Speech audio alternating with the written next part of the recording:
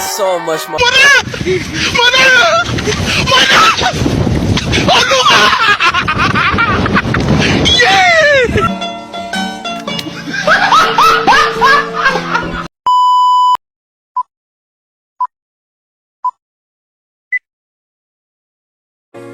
Assalamualaikum warahmatullahi wabarakatuh.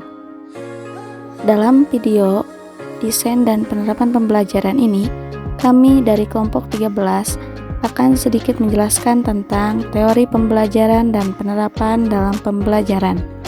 Di dalamnya terdapat beberapa teori, di antaranya yaitu Kang Ahmad Paujan yang akan membawakan teori belajar behavioristik. Pertama, teori belajar behavioristik. Dalam teori belajar behavioristik, ada dua konsep utama yang digunakan dalam teori ini, yaitu konsep stimulus dan konsep respon. Stimulus adalah suatu perubahan dari lingkungan eksternal yang menjadi tanda untuk mengaktifkan organisme beraksi atau berbuat. Secara sederhananya, stimulus itu bisa disebut dorongan atau perangsang terhadap seseorang untuk melakukan sesuatu. Dan respon adalah tingkah laku yang dimunculkan karena adanya perangsang atau yang tadi disebutkan yaitu adanya stimulus. Seseorang dianggap telah berhasil dalam belajar jika dia mampu menunjukkan perubahan dalam tingkah lakunya. Oleh sebab itu, apa saja yang diberikan oleh pendidik dan apa saja yang dihasilkan oleh peserta didik, semuanya itu harus dapat diamati dan dapat diukur. Adapun tokoh-tokoh behavioristik diantaranya adalah Edward Lee Thorndike, Ivan Petrovich Pavlov, Edwin Guthrie, dan lain sebagainya. Nah, secara garis besar atau secara umum, prinsip teori behavioristik ini menyatakan bahwa belajar adalah adanya perubahan tingkah laku. Berarti teori behavioristik ini lebih mengedepankan tingkah laku daripada akal pikiran. Jadi akal pikiran dikesampingkan dan mengedepankan masalah tingkah laku seseorang. Penerapan teori ini dalam pembelajaran lebih menekankan pada aktivitas atau mimetik. Dan guru dalam pembelajaran teori behavioristik adalah pusat kegiatan dan peserta didik dianggap sebagai subjek belajar. Melalui strategi pembelajaran ekspositori yang dapat dilakukan melalui metode belajar, ceramah, demonstrasi, dan lain sebagainya. Dalam menerapkan teori pembelajaran behavioristik, ada beberapa hal penting yang harus atau yang perlu diperhatikan sehingga tenaga pendidik dapat mendeteksi atau menyimpulkan apakah proses pembelajaran yang telah dilakukan itu berhasil atau gagal. Apa saja hal yang harus diperhatikan dalam penerapan teori ini? Itu tenaga pendidik harus paham tentang jenis stimulus apa yang tepat untuk diberikan kepada peserta didik. Dan pendidik juga harus paham tentang jenis respon apa yang akan muncul pada diri peserta didik. Untuk mengetahui apakah respon yang ditunjukkan siswa atau peserta didik benar-benar apa yang diharapkan, maka tenaga pendidik harus mampu atau harus mengetahui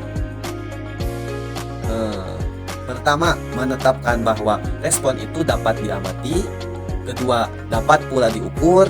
Ketiga, dapat dinyatakan secara eksplisit atau jelas kebermaknaannya. Dan yang terakhir, memberikan hadiah bila perlu agar respon seseorang tersebut dapat setia dalam ingatan peserta didik tersebut. Adapun teori yang kedua yaitu teori belajar kognitif. Teori pembelajaran kognitif berbeda dengan teori belajar behavioristik. Teori kognitif lebih mementingkan proses belajar daripada hasil belajarnya. Para penganut aliran ini mengatakan bahwa belajar tidak hanya sekedar melibatkan hubungan antara stimulus dan respon. Beberapa tokoh yang berperan dalam menyumbangkan pemikirannya dalam teori kognitif diantaranya Jan Piaget, Lev Vygotsky, Albert Bandura, Jerome Bruner, dan Ausubel. Pembelajaran yang berpijak pada pandangan kognitif, kegiatan pembelajarannya lebih berorientasi pada peserta didik atau student oriented. Proses pembelajaran kognitif memperhatikan prinsip pembelajaran interaktif, holistik, integratif, saintifik, kontekstual, tematik, efektif, dan berpusat pada peserta didik. Metode pembelajaran yang bisa diterapkan seperti metode diskusi, metode problem solving, metode tugas, dan resitasi. Kekurangan atau kelemahan dan sekaligus kritik terhadap teori pembelajaran kognitif adalah menganggap semua peserta didik itu mempunyai kemampuan daya ingat yang sama dan tidak berbeda-beda. Peserta didik tidak akan mengerti sepenuhnya materi yang diberikan dalam sekolah kejuruan. Jika hanya menggunakan metode pembelajaran kognitif, maka peserta didik akan kesulitan dalam praktek kegiatan atau materi. Adapun teori yang ketiga yaitu teori belajar konstruktivistik yang akan dibawakan oleh Teh Neng Zuhro. Baik, di sini saya akan sedikit memaparkan terkait teori belajar konstruktivistik. Dalam teori ini, pengetahuan yang dimiliki seseorang berasal dari sumber sosial yang terdapat di luar dirinya. Untuk mengkonstruksi pengetahuan, diperlukan peran aktif dari orang tersebut. Pengetahuan dan kemampuan tidak datang dengan sendirinya, namun harus diusahakan dan dipengaruhi oleh orang lain. Konstruktivisme belajar tidak terlepas dari usaha keras Piaget dan Vygotsky. Prinsip utama teori belajar konstruktivistik ini yang banyak digunakan dalam pendidikan adalah pengetahuan dibangun oleh siswa secara aktif. Tekanan proses belajar mengajar terletak pada siswa. Mengajar adalah membantu siswa belajar. Tekanan dalam proses belajar lebih pada proses dan bukan pada hasil belajar tersebut. Kurikulum menekankan pada partisipasi siswa dan guru adalah fasilitator. Peserta didik dalam pembelajaran konstruktivistik di abad 21 ini dituntut untuk memiliki kreativitas dan inovasi, aplikasi dan bekerja sama dengan orang lain, menggunakan kemampuannya untuk mencari informasi dan menganalisis informasi yang dia dapatkan. Berpikir kritis dalam memecahkan masalah ataupun dalam membuat keputusan, memahami ataupun dalam konsep perkembangan teknologi dan mampu mengoperasikannya. Aplikasi dari teori konstruktivistik dalam pembelajaran diaplikasikan dalam pembelajaran kolaboratif, pembelajaran dengan web, pembelajaran melalui sosial media, pembelajaran kooperatif, pembelajaran berdasarkan masalah, pembelajaran individual, discovery learning, dan lain-lain. Kemudian kekurangan dan sekaligus kritikan terhadap teori ini antara lain adalah guru terkadang tidak memperhatikan peserta didik secara keseluruhan. Guru atau peserta didik mempunyai karakter atau sifat yang sama.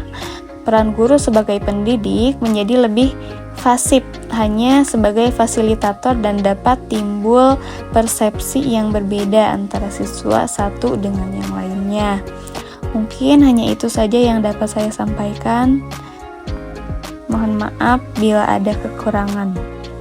Teori yang terakhir yaitu teori belajar humanistik yang akan dibawakan oleh Kang Wisnu Mubarok. Teori belajar humanistik. Menurut aliran ini, tujuan belajar adalah memanusiakan manusia. Proses belajar dianggap berhasil jika anak memahami lingkungan dan dirinya. Teori belajar ini berusaha memahami perilaku belajar dari sudut pandang pelakunya, bukan dari sudut pandang pengamatnya. Salah satu tokoh penting dalam teori humanistik ini adalah Abraham Maslow. Adapun penerapan teori humanistik dalam pembelajaran dapat dilihat pada kegiatan sebagai berikut. Yang pertama, guru memberikan sebuah hadiah kepada peserta didik yang telah berhasil melakukan suatu hal agar peserta didik tersebut semakin semangat dan termotivasi dalam pembelajaran. Yang kedua, peserta didik perlu dihindarkan dari tekanan pada lingkungan sehingga mereka merasa aman untuk belajar lebih mudah dan bermakna. Yang ketiga, peserta didik diberikan kesempatan untuk mengembangkan kemampuannya sehingga mendapatkan pengalaman belajar yang bermakna. Dan yang terakhir, guru memberikan fasilitas kepada peserta didik dengan memberikan sumber belajar yang variatif, interaktif dalam mendukung kegiatan pembelajaran siswa. Teori humanistik ini sangat cocok diterapkan pada materi pembelajaran yang bersifat pembentukan kepribadian, hati nurani, perubahan sikap, dan analisis terhadap fenomena sosial. Adapun beberapa pendekatan yang bisa digunakan dalam mendesain pembelajaran yang berbasis teori humanistik adalah desain pembelajaran dialogis, reflektif, dan ekspresif. Meskipun demikian, masih terdapat kekurangan, kelemahan, dan ada juga sedikit kritikan terhadap teori belajar ini, yaitu siswa yang memiliki kecenderungan pasif dan kurang inisiatif dalam belajar akan tertinggal dalam pembelajaran. Penerapan teori belajar akan tersendat jika siswa tidak didukung dengan motivasi dan lingkungan yang baik. Penerapan teori untuk diaktualisasi dalam bentuk lebih efisien akan tertinggal dalam pembelajaran. Lebih mementingkan diri sendiri dalam pertumbuhan karakter siswa akan semakin berkurang. Faktor dari kesuksesan pembelajaran lebih berpengaruh atas tindakan siswa itu sendiri. Mungkin cukup sekian yang bisa kami sampaikan. Wassalamualaikum warahmatullahi wabarakatuh.